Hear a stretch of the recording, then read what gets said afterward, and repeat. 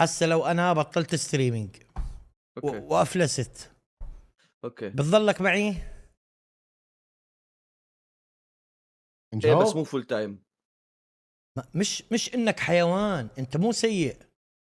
لا لا لا والله انت مو هيك. انت بس بدك تروح تدور على شغل، مش بدك تروح. بس يعني يا هلا عيني انا عليك. بطلت اقدر انطيك راتب، تمام؟ تمام. ايش بدك تقعد مع عمي تسوي؟ وليش ما اقعد؟ اذا بقعد انا شو يا تقعد غبي يا اخي؟ اقعد العب.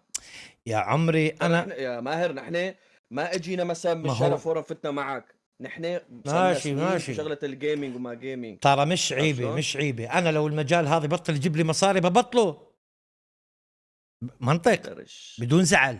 بدي اروح ادور على شغل اصرف على عائلتي.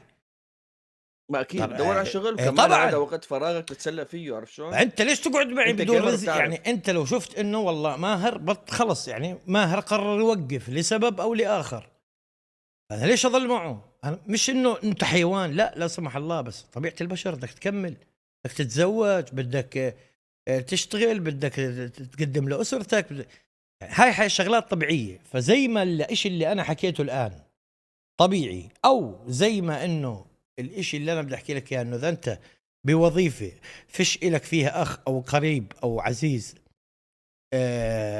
ولقيت وظيفه دبل الراتب، بتروح على الوظيفه دبل الراتب.